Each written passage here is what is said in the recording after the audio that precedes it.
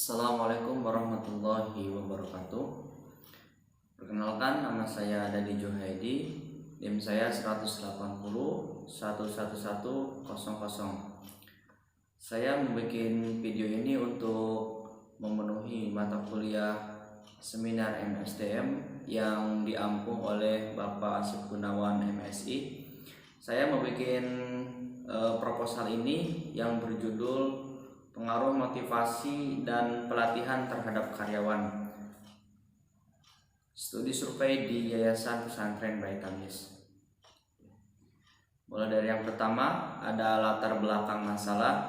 Ada beberapa masalah yang ditemukan dalam pengelolaan sumber daya manusia yang dipengaruhi oleh motivasi dan pelatihan, karena setiap manusia merupakan pribadi yang unik dan selalu berbeda antara manusia yang satu dengan manusia yang lainnya, yang potensial menjadi sinergi dan konflik yang harus selalu diperhatikan dan dikelola secara bijaksana. Bagaimanapun, pada yayasan berbasis pesantren seperti Yayasan Pendidikan Baitamis. Kemudian, Yayasan Pendidikan Baitamis ini merupakan salah satu yayasan terletak di wilayah Indramayu, tepatnya di Jalan Raya Sukaperna Timur, nomor 1, Desa Sukaperna, Kecamatan Tukdana, Kabupaten Indramayu. Terdapat 4 unit pendidikan di Yayasan Pendidikan Baitamis ini, yaitu yang pertama PAUD, kemudian SD, SMP, dan yang terakhir program takhasus. Keempat unit tersebut masing-masing mempunyai target yang sesuai dengan tugas pokok dan fungsi masing-masing unit. Namun ada beberapa program unggulan yang ditargetkan harus dikuasai oleh seluruh santri lulusan Yayasan Pesantren Baitamis, yaitu pandai terjemah Al-Quran dan Kitab Kuning, dan pandai percakapan dengan bahasa Arab dan bahasa Inggris. Untuk mencapai target tersebut, tidak bisa hanya mengandalkan beberapa orang saja sebagai trainer atau pengajar dalam program terjemah Al-Quran dan keahlian berbahasa tersebut. Mengingat beban kerja yang diterima akan lebih besar karena harus menangani dan mengajar santri dari berbagai unit pendidikan yang ada di Yayasan Pendidikan Baitamis. Namun pada kenyataannya, walaupun berbasis pesantren, tidak semua karyawan yang ada di Yayasan Pendidikan Pesantren Baitamis ini bermukim di asrama semuanya. Ada sebagian karyawan yang bertempat tinggal di luar wilayah pesantren. Pimpinan pesantren mengeluarkan kebijakan bahwa karyawan yang bermukim di asrama pesantren wajib mengikuti pelatihan untuk program-program unggulan pesantren. Sedangkan untuk karyawan yang tidak bermukim di asrama pesantren dibolehkan untuk tidak mengikuti pelatihan tersebut. Kemudian selanjutnya ada identifikasi masalah. Yang pertama, pelatihan program unggulan belum merata untuk seluruh karyawan di Yayasan Pendidikan Pesantren Baitamis. Yang kedua, kebijakan pimpinan pesantren dalam membedakan keharusan mengikuti pelatihan bagi karyawan yang bermukim di asrama dan di luar wilayah pesantren justru menyebabkan peningkatan kemampuan dan keahlian dalam program-program tidak dimiliki oleh semua karyawan yang ada di Yayasan Pendidikan Pesantren Baitamis. Kemudian yang ketiga, karyawan yang tidak bermukim di asrama pesantren merasa tidak memiliki tanggung jawab untuk dapat menguasai program unggulan. Yang keempat, karyawan yang belum mengikuti pelatihan program unggulan tidak dapat bekerja sama dengan baik untuk menjalankan peraturan berbahasa bagi santri. Pencapaian target lulusan menjadi terhambat karena karyawan yang belum memiliki keahlian program unggulan tidak mengerjakan tugasnya sesuai dengan target output yang akan dihasilkan. Selanjutnya ada batasan masalah. Berdasarkan latar belakang dari identifikasi masalah yang diuraikan di atas, maka perlu adanya pembatasan masalah. Mengingat luasnya permasalahan yang ada, maka penelitian ini akan dibatasi oleh motivasi dan pelatihan dan kinerja karyawan yang ada di Yayasan Pendidikan Bayi Tamyiz. Kemudian selanjutnya ada rumusan masalah. Yang pertama, bagaimana motivasi, pelatihan dan kinerja karyawan di Yayasan Pendidikan Pesantren Bayi Tamyiz. Yang kedua, bagaimana pengaruh motivasi terhadap kinerja karyawan yang ada di Yayasan Pendidikan Bayi Tamyiz. Yang ketiga, bagaimana pengaruh pelatihan terhadap kinerja karyawan yang ada di Yayasan Pendidikan Bayi Tamyiz. Yang keempat, bagaimana pengaruh motivasi dan pelatihan terhadap kinerja karyawan yang ada di Yayasan Pendidikan Bayi Tamyiz. Selanjutnya ada tujuan penelitian. Yang pertama, mengetahui motivasi, pelatihan dan kinerja karyawan di Yayasan Pendidikan Bayi Tamyiz. Yang kedua, mengetahui pengaruh motivasi terhadap kinerja karyawan yang ada di Yayasan Pendidikan Bayi Tamyiz. Yang ketiga, mengetahui pengaruh pelatihan terhadap kinerja karyawan yang ada di Yayasan Pendidikan Bayi Tamyiz. Yang keempat, mengetahui pengaruh motivasi dan pelatihan terhadap kinerja karyawan yang ada di Yayasan Pendidikan Bayi Tamyiz. Selanjutnya ada landasan teori. Yang pertama, motivasi. Menurut Purwa Atmaja Prawira tahun 2013, motivasi pada dasarnya adalah suatu usaha untuk meningkatkan kegiatan dalam mencapai tujuan tertentu, termasuk di dalamnya kegiatan belajar. Motivasi dapat timbul dari luar maupun dari dalam dari individu tertentu. Selanjutnya ada pelatihan. Menurut Widodo tahun 2015, pelatihan merupakan serangkaian aktivitas individu dalam meningkatkan keahlian dan pengetahuan secara sistematis sehingga mampu memiliki kinerja yang profesional di bidangnya. Pelatihan adalah proses pembelajaran yang memungkinkan pegawai melaksanakan pekerjaan yang sekarang sesuai dengan standar. Selanjutnya ada kinerja. Kinerja adalah hasil pekerjaan yang dicapai seseorang berdasarkan persyaratan-persyaratan pekerjaan yang bisa disebut standar kerja untuk dapat diselesaikan dan diperbandingkan atas tujuan atau target yang dicapai. Selanjutnya ada pengaruh motivasi terhadap kinerja. Menurut Robis dalam Arwan tahun 2013, kinerja individu di tempat kerja tidak hanya bergantung pada kemampuannya, tetapi juga pada motivasi yang dimilikinya. Kinerja tidak bisa diperoleh hanya dengan memiliki kemampuan saja, karena hal ini tidak berarti apa-apa jika di dalam diri karyawan tidak ada keinginan atau motivasi untuk bekerja dengan baik pula.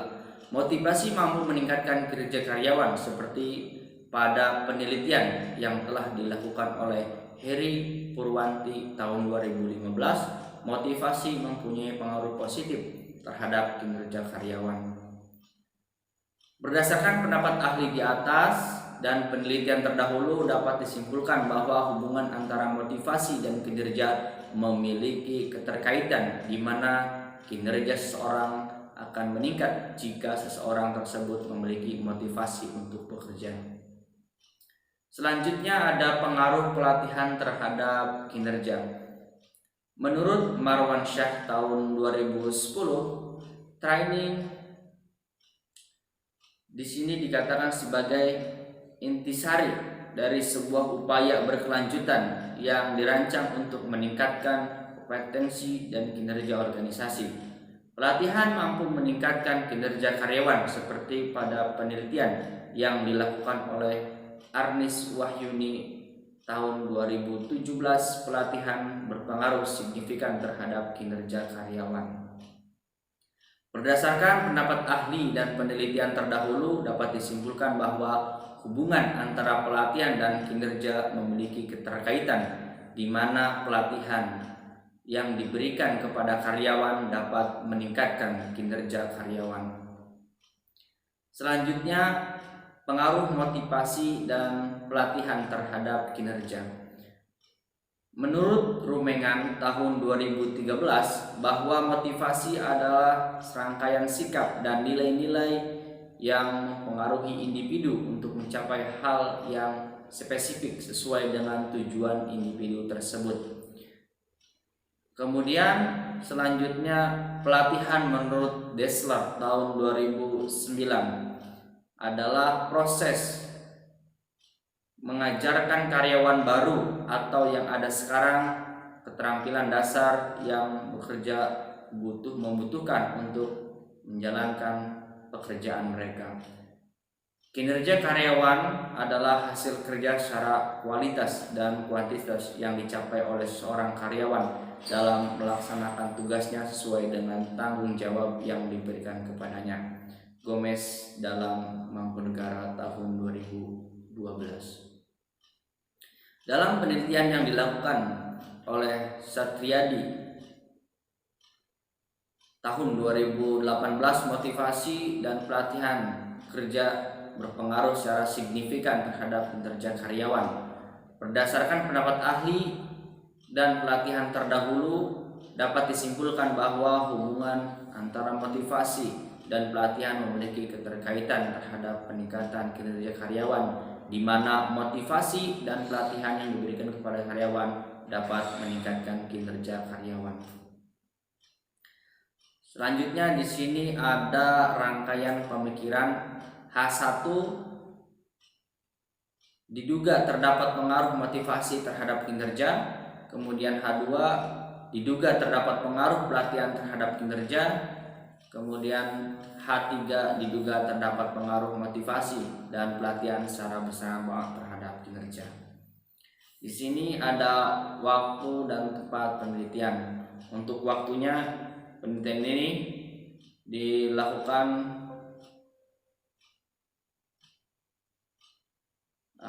belum ya, karena ini masih contoh. Kemudian di sini penelitian tempatnya di Yayasan Pesantren Bait Tamis, Desa Sukapernak, Kecamatan Tumana, Kabupaten Indramayu.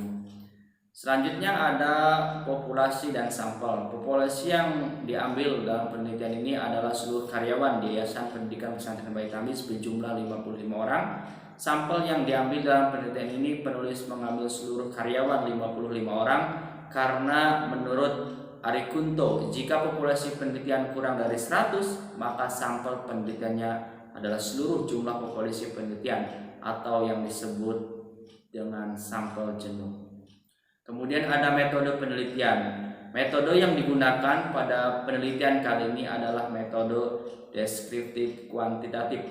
Menurut Sugiono tahun 2015, pengertian deskriptif adalah penelitian yang dilakukan untuk mengetahui keberadaan variabel mandiri, baik hanya pada satu variabel atau lebih tanpa membuat perbandingan atau hubungan dengan variabel yang lainnya. Variabel mandiri adalah variabel yang berdiri sendiri, bukan variabel independen. Karena kalau variabel independen selalu dipasangkan dengan variabel dependen. Kemudian metode pendekatan kuantitatif merupakan metode penelitian yang berlandaskan pada filsafat positivisme, digunakan untuk meneliti pada populasi atau sampel tertentu. Pengumpulan data menggunakan instrumen penelitian. Analitis data bersikap kuantitatif dengan tujuan untuk menguji hipotesis yang telah diterapkan. Sugiono tahun 2011. Kemudian selanjutnya di sini ada metode pengambilan data. Yang pertama itu kuesioner atau angket. Angket yang digunakan dalam penelitian ini adalah angket tertutup. Daftar pertanyaan-pertanyaan dibuat oleh peneliti berdasarkan indikator pada kisi-kisi angket agar setiap jawaban dapat dihitung, maka setiap jawaban yang dilakukan kepada responden diberikan skor. Alat yang digunakan adalah skala Likert. Kemudian yang kedua ada observasi. Observasi digunakan untuk memperoleh data yang senyatanya tentang kinerja seluruh karyawan di Yayasan Pendidikan Bayi Tamis Dugdana. Dalam metode ini, peneliti melakukan pengamatan langsung pada semua karyawan Yayasan Bayi Tamis pada saat jam kerja berlangsung dengan membuat catatan kecil secara bebas dan informal. Kemudian yang terakhir di sini ada teknik analisis data. Yang pertama uji validitas, yang kedua uji reliabilitas, yang ketiga analisis regresi linear berganda, kemudian yang keempat koefisien determinasi, kemudian yang kelima uji T, dan yang terakhir uji F.